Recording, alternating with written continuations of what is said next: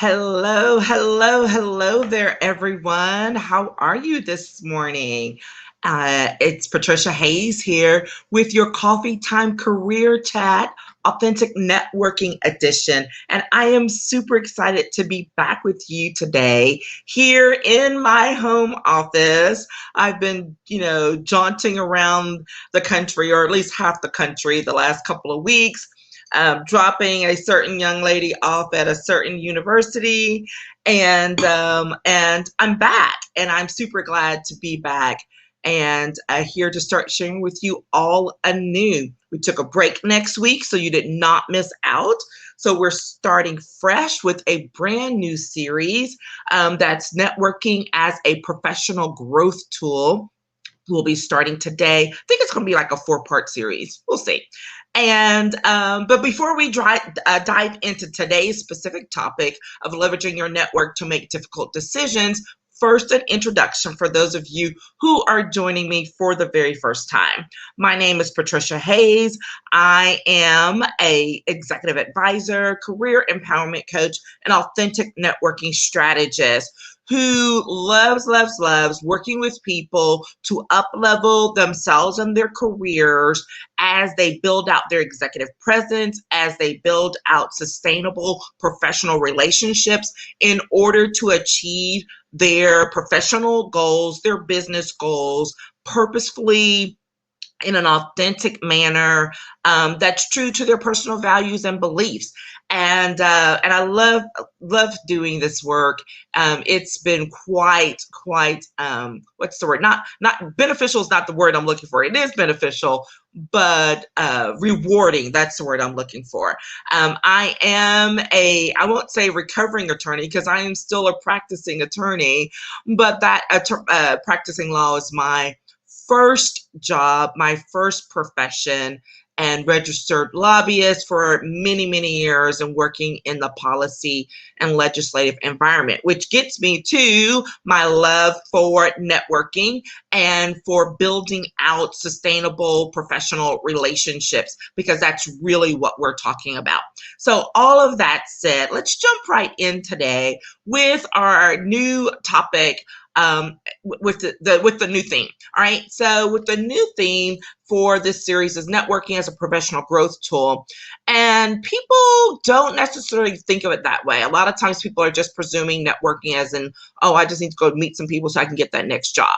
And that is such a limited viewpoint for professional networking. And so we're going to spend some time over the next few weeks talking about other ways, other opportunities for you to bridge your professional network in a way that is extremely beneficial to you professionally as well as personally. And today we're starting with leveraging your network to make difficult decisions. Now, that may seem like an odd thing to jump in with, but it just flowed for me because that is something that has happened a number of times over my professional career, where I just really got caught and I'm like, man, what am I gonna do? And having to reach out to get some help in order to make sure that I make the right decision. Now, again, for some people, that may seem like, well, that's obvious, go ask for help. But it is not obvious. And even if we reach out to help, sometimes the help we're reaching out for is not really to get strategic input or advice, but rather it's to vent to someone who doesn't have the expertise or the know-how to help you help you address the situation.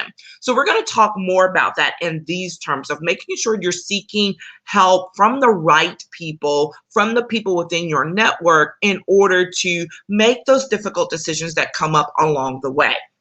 So first things first, we have to make sure to always level set so that everyone is always on the same page as I am about what networking is. Mine is all about authenticity. It's not about just what you get from someone. It's not about taking. It's about giving and receiving. It's an exchange. When we engage in networking in this way, it is much healthier. It builds trust. it builds relationships. And that's the kind of networking we want to do. So that's why you'll hear me use the term networking interchangeably with building sustainable professional relationships, because that's truly the standpoint from which I approach the skill, because it is a skill building opportunity all along the way throughout your career. The other thing is we should always be learning while interacting with our network. When we are listening and learning and then able to take action, that helps us to grow as professionals. So again, this is why looking at that limited purview of networking as just who do you call when you need to get the next job is such a small portion, and horribly underutilizes your network for really deep growth can happen for you professionally as you grow in your career, as you pursue a business interest, as you pursue other projects. Making sure to think about how you can leverage your network, engage others, and do the giving and receiving that's necessary for growth, and making sure you're learning along the way. That's truly a thing, because the more you learn, the more you have to share with others in your network, and it feeds the circle. Okay. Last thing before we start talking specifically about the difficult decision making piece is that the opportunities, and I've said this, opportunities to leverage our network extend beyond hunting for the next job. All right. Remember that. I will probably repeat that often. You'll see me or hear me say that again at some point in time, but I really want to ingrain that in people's minds, that if you are only viewing networking as how I can get the next job, you are limiting your options and your opportunities. All right. Let me say that again. That's one to write down. You're limiting your options and opportunities. If that's the only thing that you find that is useful for you to tap into your network. Okay.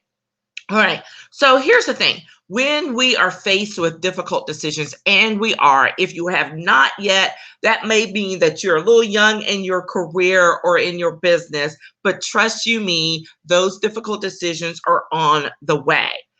The reality is that you do not have to make difficult decisions in a bubble. You do not have to make them all alone. That is a fallacy that people bring to the table as they are pursuing growth, because they think it projects strength, that it projects strength if you don't have to ask for help. That is not true. Okay.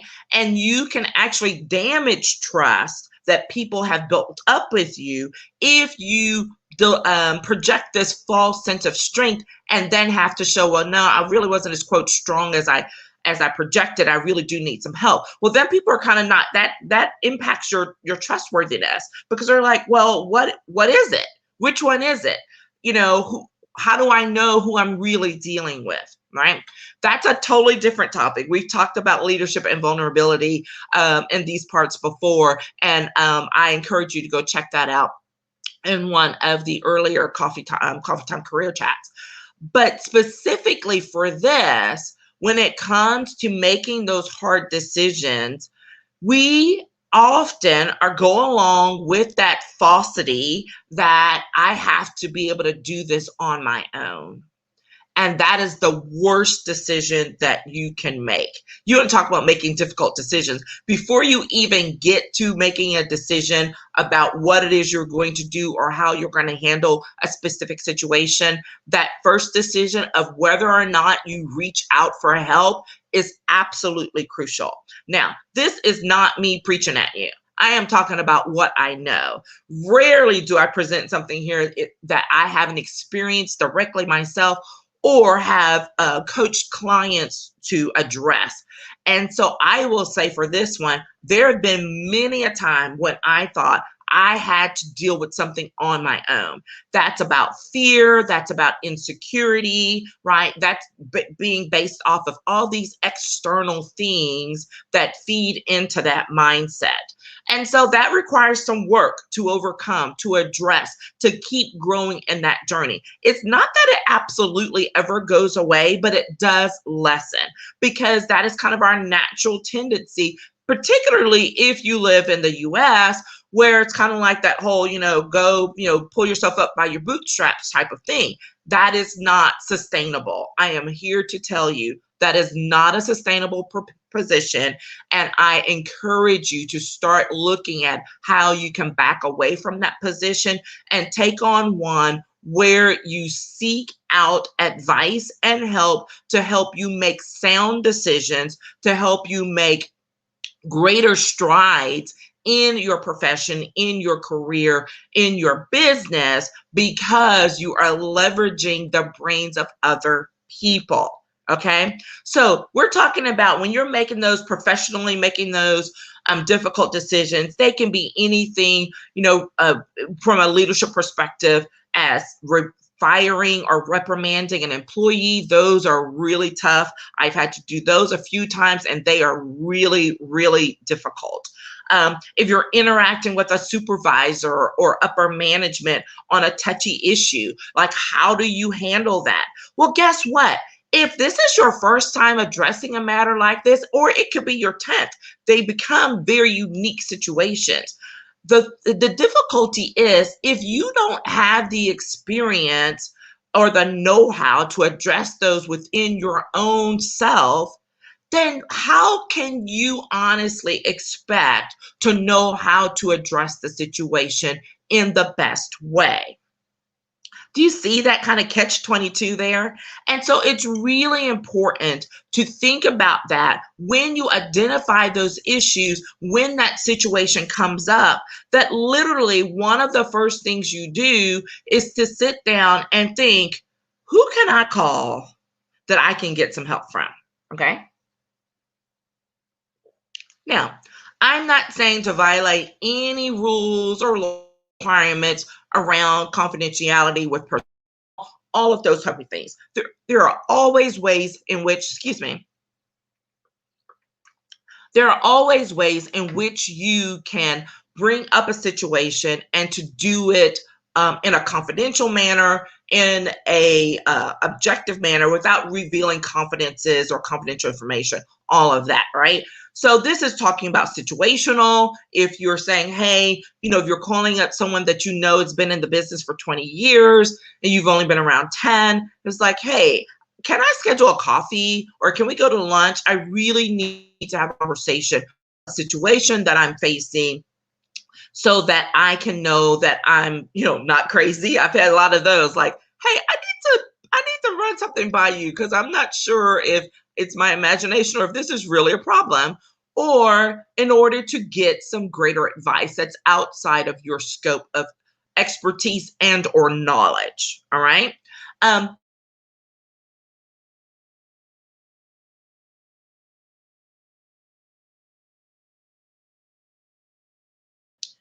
It is just picking up the phone and making sure that you are, you're asking a question. You're asking for that help that you need. Okay. It doesn't have to be something that you address all by yourself. All right. So don't be afraid to pick it up. Making sure that you check, you go through your network, not just randomly, not just your bestie from your old job or whatever, but being very thoughtful and strategic about who you're reaching out to. Okay. There were several times in my career where I was making some difficult changes professionally because of other things that were going on. And I knew that I couldn't talk to people that were within my immediate sphere of usual conversations because that was a little too close. I needed people who were more objective. I needed people who knew me but didn't know the ongoing activities of daily life.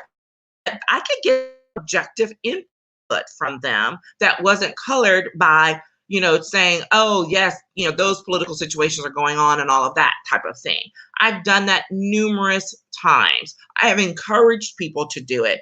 I call it building your little personal mastermind, your personal board of advisors. You'll hear about this. We'll talk about that another time.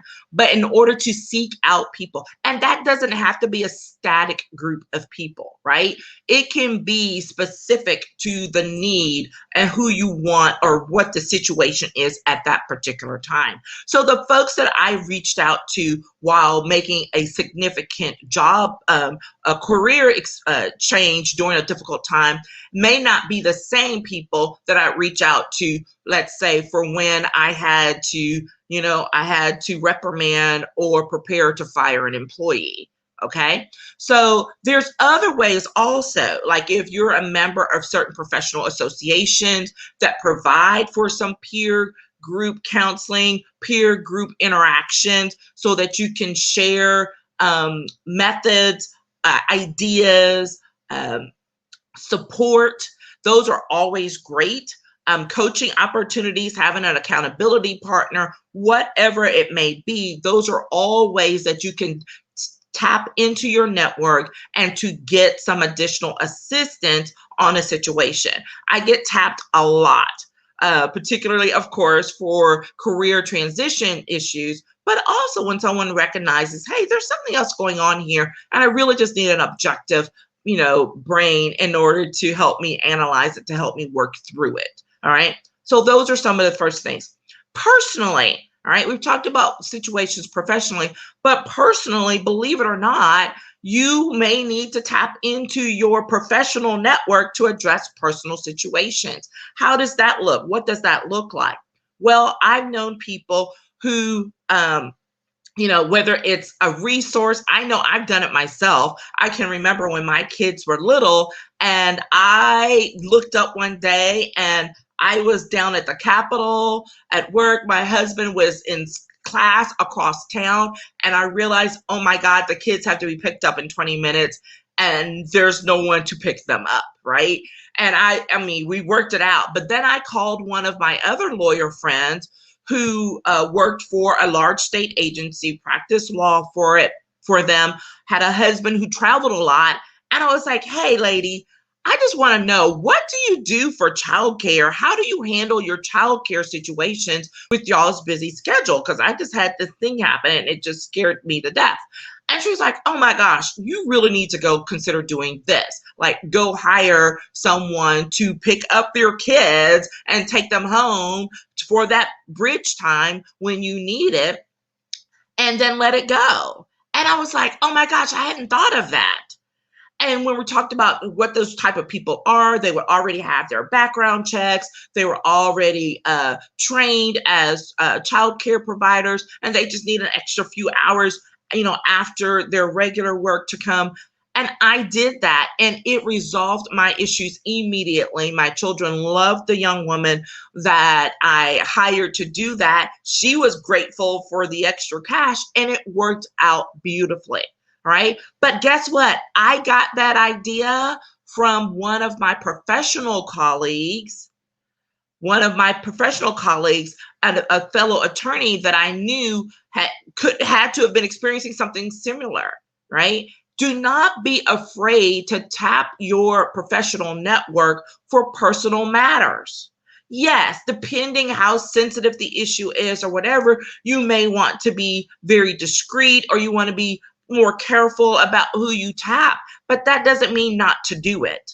Don't let the fear of some unknown exposure keep you from getting the help that you need, keep you from getting objective insight for a situation that could help relieve you of the pressure of the problem that you're having, like almost immediately. I mean, literally for me, my problem was resolved within days when I put that idea into play.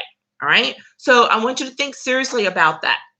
The last area is to make sure that you're thinking about how you can leverage your network emotionally and spiritually. Now, this may get a little too woo for people, but guess what? We're living in very woo times. And so let's be real about this, which is we are all human beings with all types of issues that we're dealing with every day.